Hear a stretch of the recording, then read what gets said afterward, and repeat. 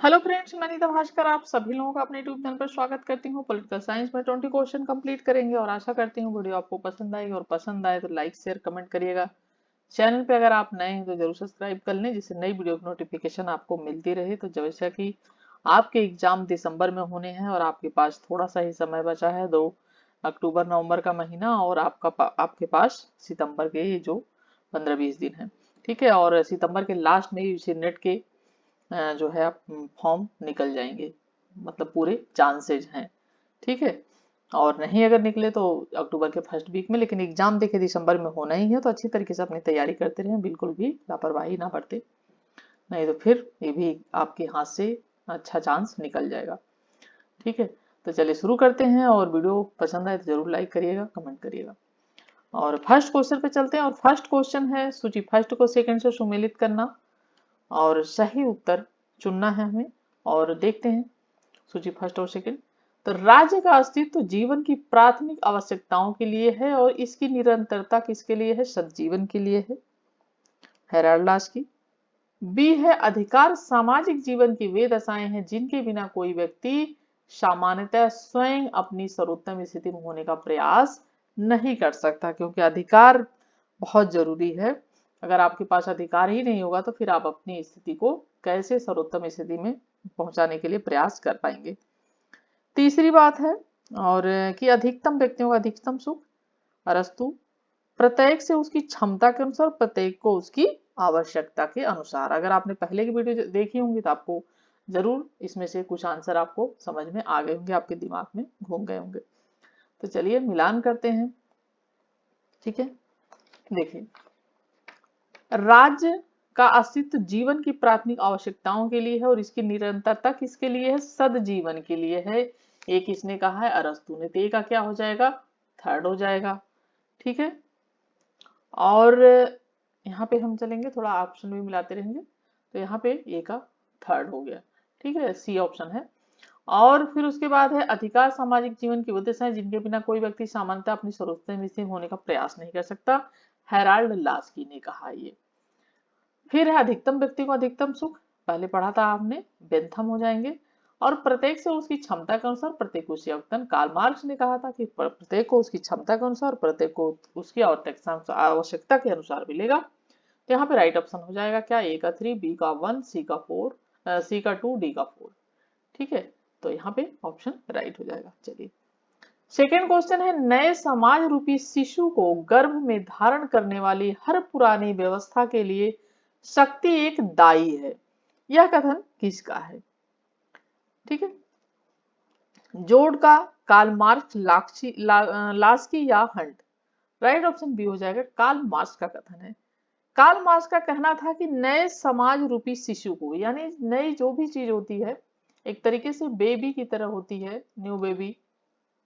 ठीक है, तो यानी नया जो समाज है वो भी क्या है? एक बेबी की तरह है, एक बच्चे की तरह है, शिशु के समान है।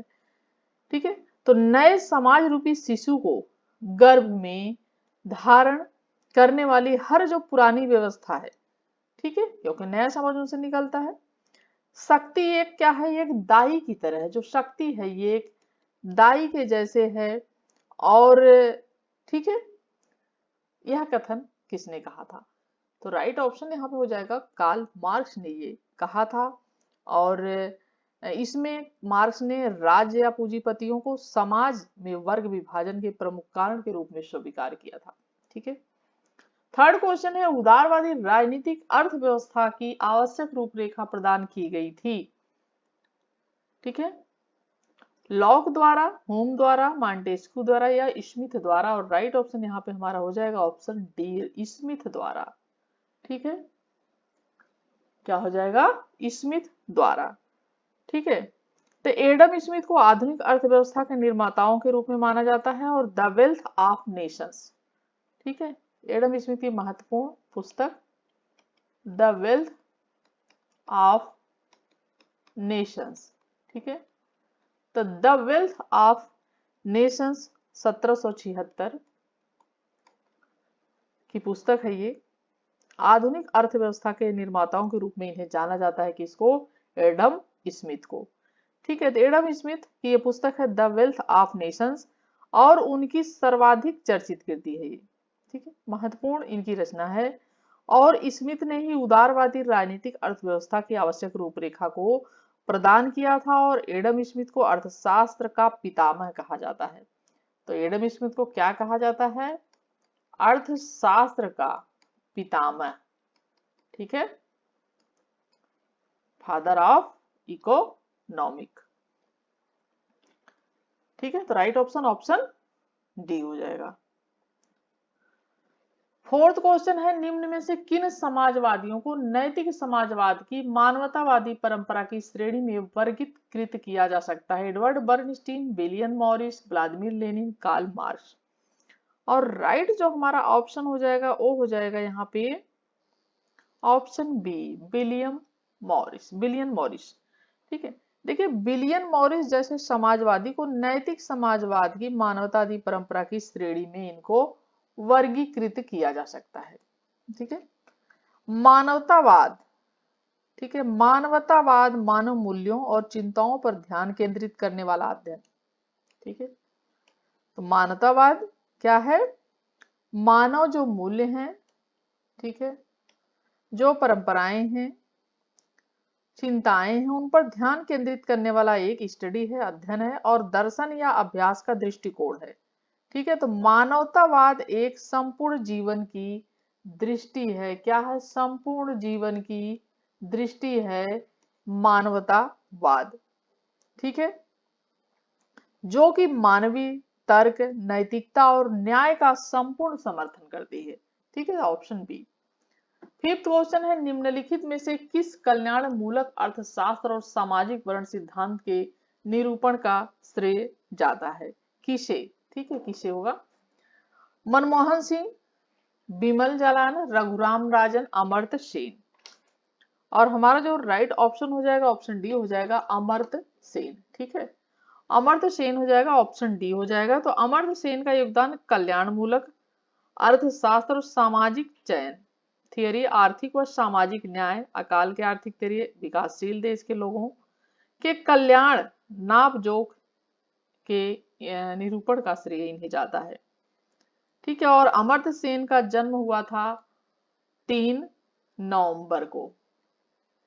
ठीक है, नवंबर को 1933 में।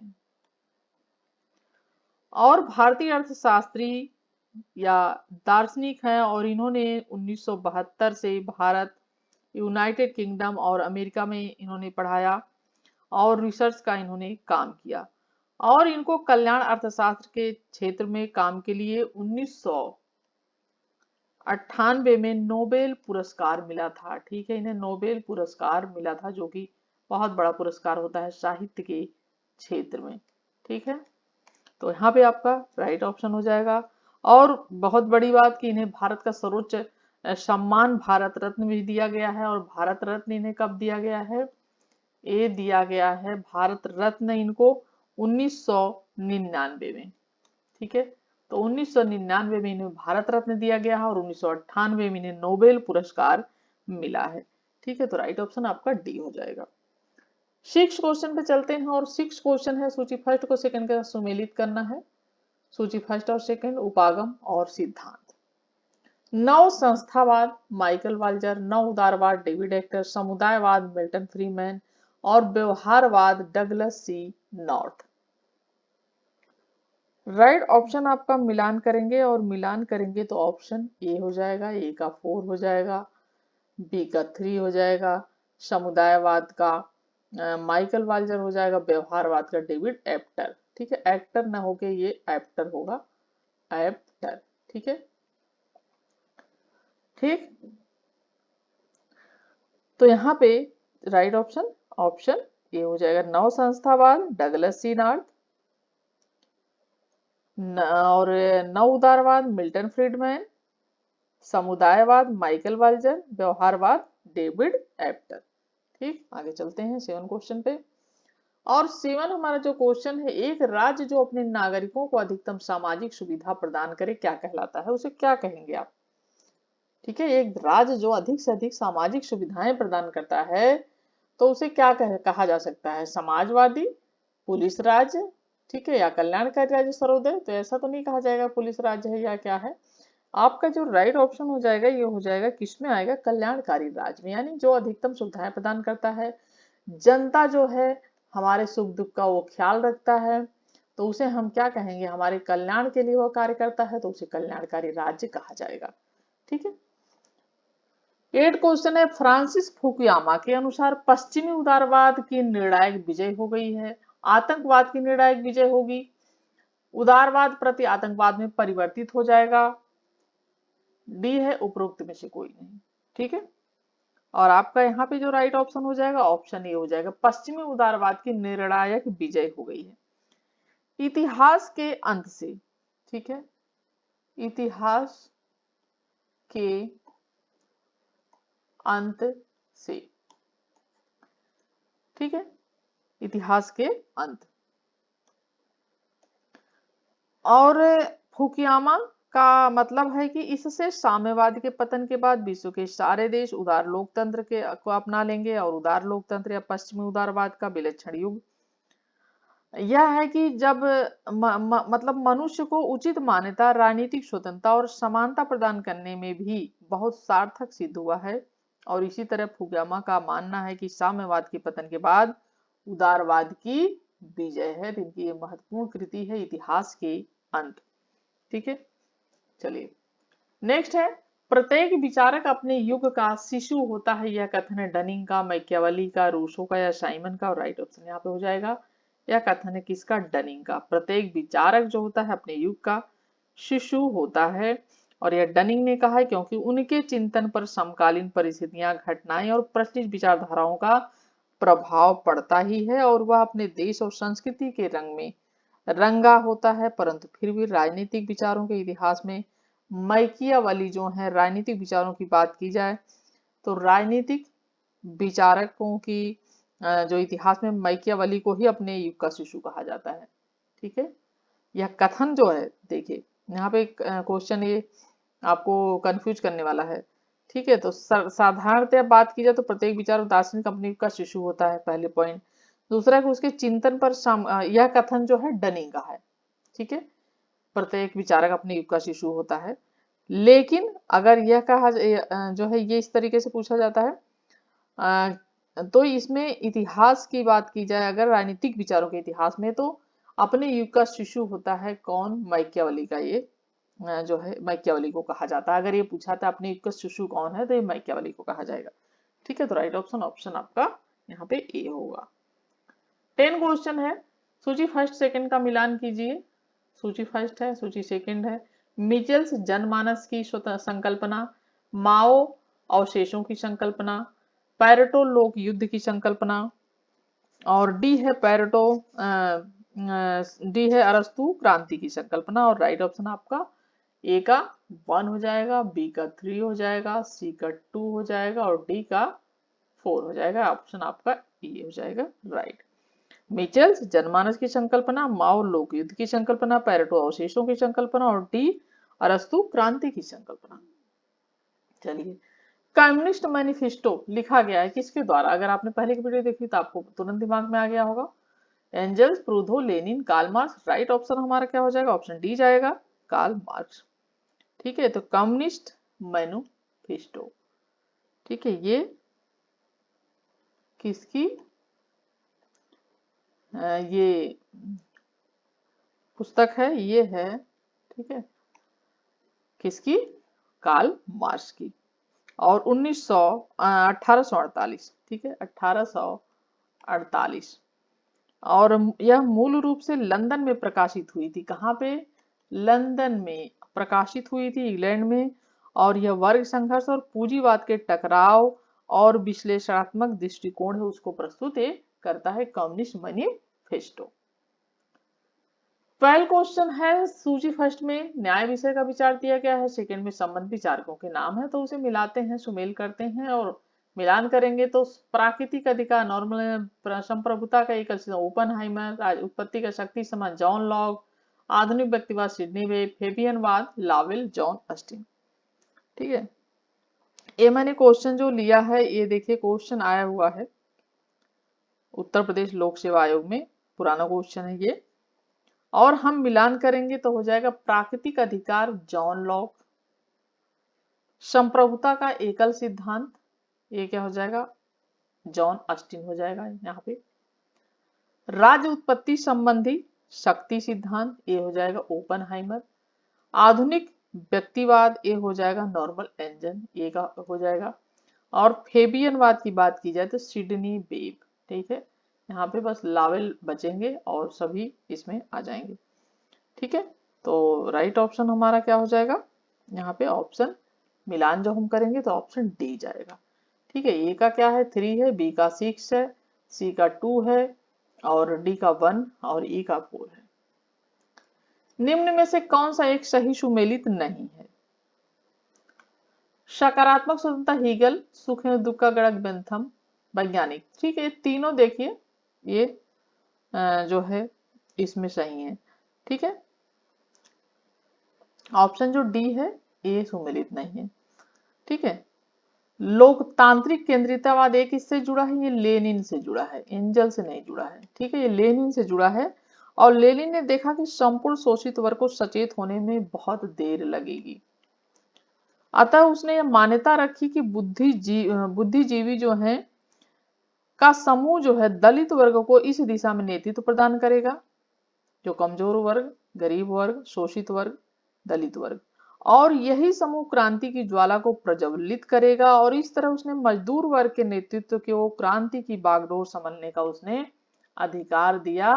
किसने, लेनिन ने, जिसे क्रांति का अग्र पंक्ति कहा गया। और व्यवहार के स्तर पर क्रांति का नेतृत्व रूस के साम्यवादी दल को सौंपा गया, जिसका संस्थापक स्वयं लेनिन था। ठीक है, तो ऑप्शन डी राइट हो जाएगा। नेक्स्ट क्वेश्चन 14 क्वेश्चन है, दिए गए वक्तव्य को ध्यानपूर्वक पढ़ना है। कथनीय और कथन जो है कारण इसका, तो देखिए कथन है अंबेडकर दबे वर्ग को अलग निर्वाचक वर्ग मानने के पक्षधर थे। ठीक है, जो डिस्प्लेस क्लासेस, दबे वर्ग। कारण क्या था कि वे गांधी से सहमत थे। ठीक है, तो इसमें क्या सही हो जाएगा, ये तो सत्य है लेकिन आर असत्य है, क्योंकि गांधी जी और अंबेडकर जी की बनी नहीं कभी, लेकिन ऐसा भी नहीं कि वो उनका आदर नहीं करते थे।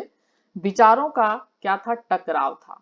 गांधी जी अपनी जगह अच्छे थे और अंबेडकर जी अपनी जगह महान थे, लेकिन विचार जो थे, उनके थिंकिंग जो थी, उनका क्या था, टकराव था।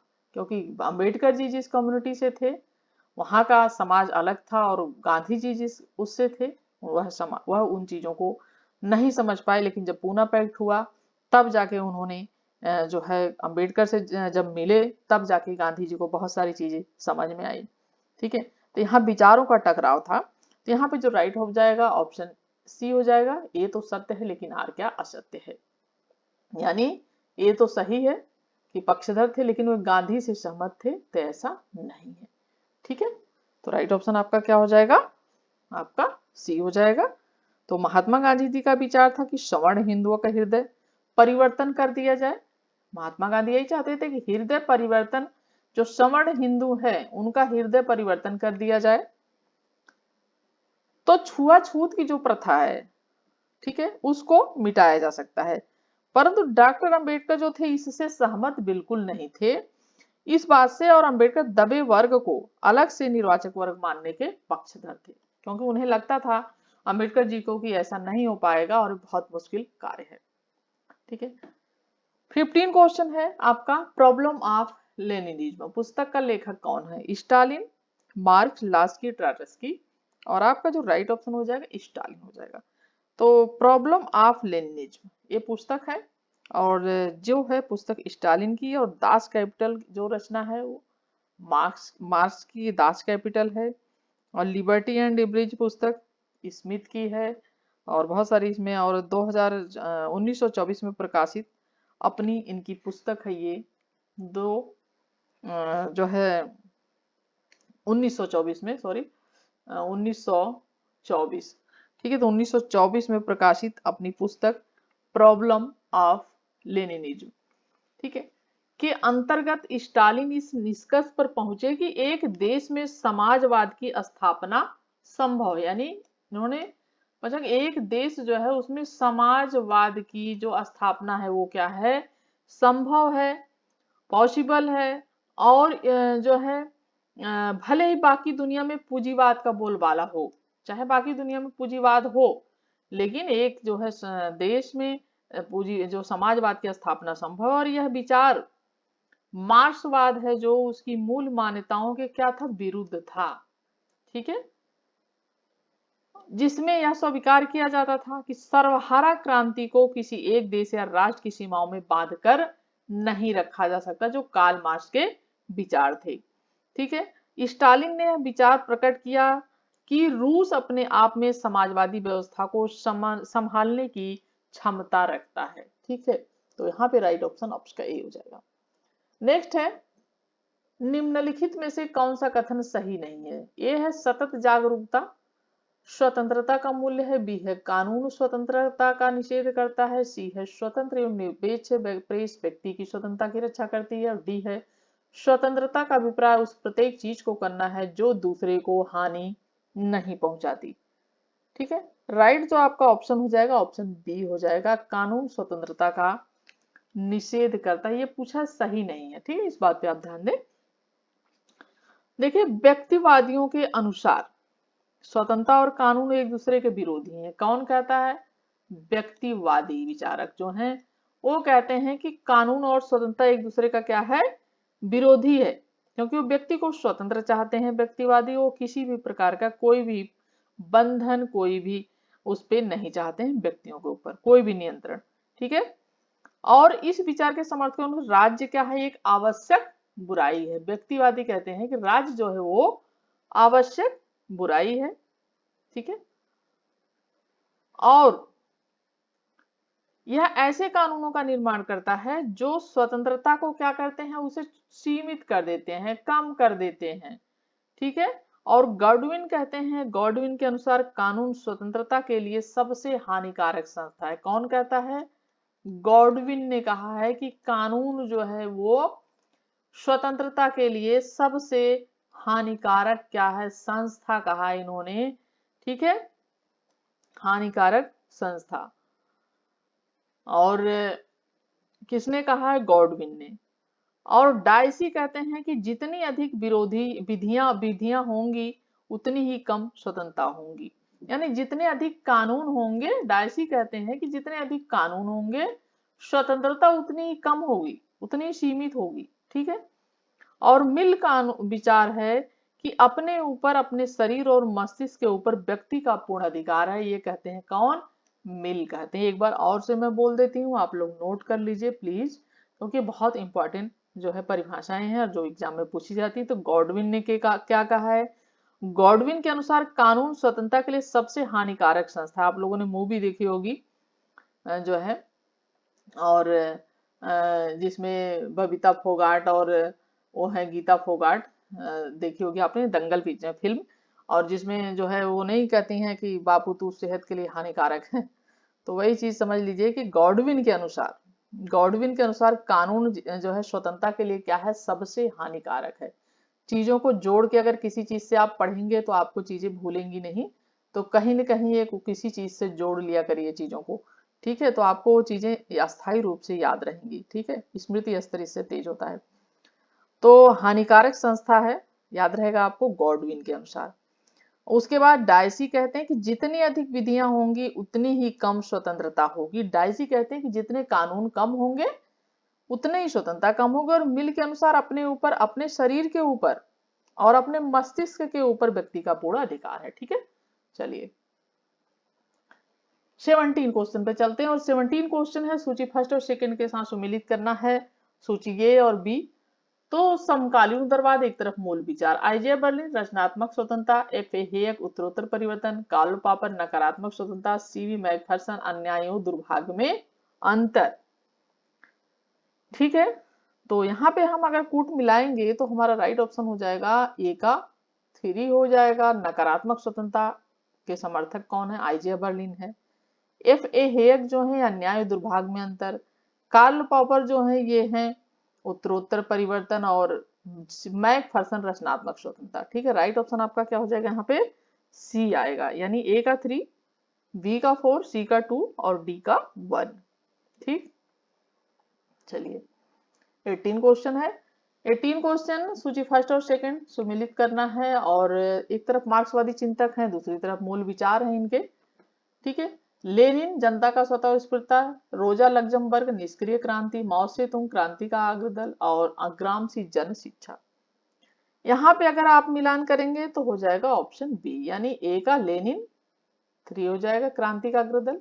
अभी हमने बात की थी लेनिन की एक परिभाषा की बात की थी, तो उसमें अग्रदल कहा गया इन्हें।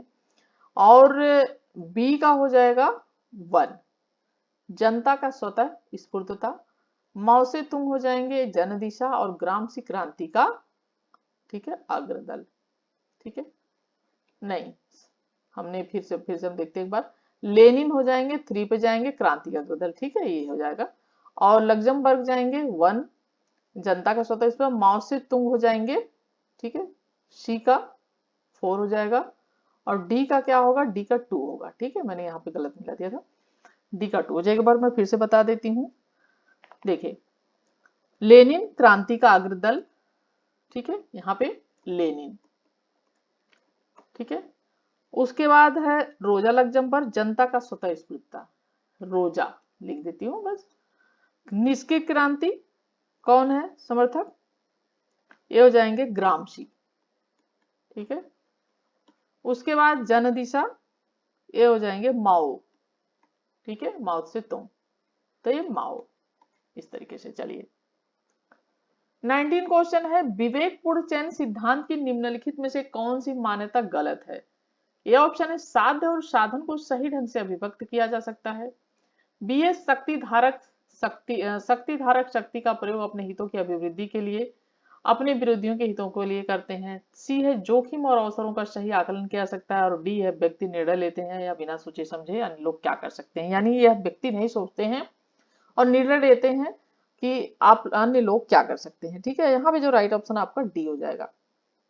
ठीक है, यानी व्यक्ति निर्णय लेते हैं बिना यह सोचे कि अन्य लोग क्या कर सकते हैं। विवेकपूर्ण चयन सिद्धांत की मान्यता के संबंध में यह कथन क्या है, गलत है। ठीक है, ये क्या पूछा है, गलत पूछा है। ठीक है, और शेष जो है वो कथन सिद्धांत के संबंध में सत्य है। यानी विवेकपूर्ण चयन के सिद्धांत की बात की जाए तो यही तो साधन और साधन को सही ढंग से अभिव्यक्त किया सकता है।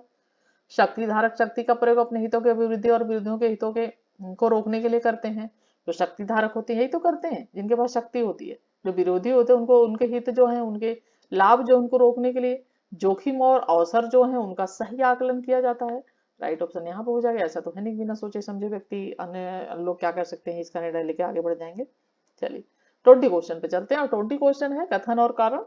तो कथन है, विवेकपूर्ण चयन राजनीतिक विश्लेषण की वह उपागम है जो इस बात की जांच करती है कि विनिश्चय निर्माता कैसे साधनों का कुशल उपयोग करके अपने साध्य की प्राप्ति कर सकते हैं। तर्क है, मनुष्य विवेकशील होते हैं, और यहाँ पे राइट ऑप्शन ए हो जाएगा। दोनों ही सही और इसकी सही व्याख्या करता है। देखिए विवेकपूर्ण चयन राजनीतिक होगा जो इस बात की जांच करती है कि निर्माता कैसे साधनों का कुशल उपयोग साध्य की प्राप्ति करते। जो पिछला क्वेश्चन था मिलता जुलता क्वेश्चन है। तो मनुष्य क्या होता है, उसके पास विवेक होता है, सोचने और समझने की, तर्क करने की उसके पास क्षमता होती है। ठीक है, सही क्या है गलत कहा वो इतना सोच सकता है। ठीक है, वो अलग बात है कि कुछ लोग नहीं भी समझते हैं तो उनकी मानसिक स्थिति कैसी है वो अलग चीज है, लेकिन जब भी होता है व्यक्ति इतना विवेकशील होता है। ठीक है, तो अपना आकलन, अपने स्वयं की क्षमता, अपनी कैपेसिटी पर जरूर ध्यान दें कि आपकी क्षमता क्या है, आपकी कैपेसिटी क्या है, और अपने आप को आके हमेशा। ठीक है, फालतू चीजों में टाइम वेस्ट करना बिल्कुल सही नहीं है। और आपके पास आगे एक नया रास्ता आ रहा है, एक अच्छा रास्ता आ रहा है कि नेट का एग्जाम आप क्लियर कर लें और उसके बाद असिस्टेंट प्रोफेसर बनेंगे। अपने आप को उस बारे में सोचें जब आप एक दिन असिस्टेंट प्रोफेसर हो जाएंगे। ठीक है, तो इसलिए नेट के अगर आपने क्लियर कर लिया तो आपके पास रास्ते हैं। आपने अगर जेआरएफ क्लियर कर लिया तो आप पीएचडी के लिए पात्र होंगे और डॉक्टर आपके नाम के आगे लग जाएगा। तो बहुत सारी चीजें हैं, उसका ध्यान रखें और अच्छी तरीके से अपनी कैपेसिटी बढ़ाएं और अपनी क्षमता को लगातार अपनी जो है पढ़ाई में, अपनी स्टडी में फोकस करें और उसके लिए दें, ठीक है। नकारात्मक चीजों से दूर रहें, पॉजिटिव रहें, खुश रहें, मस्त रहें। चलिए नेक्स्ट वीडियो में मिलती हूँ आप सभी से, तब तक के लिए thank you for watching video.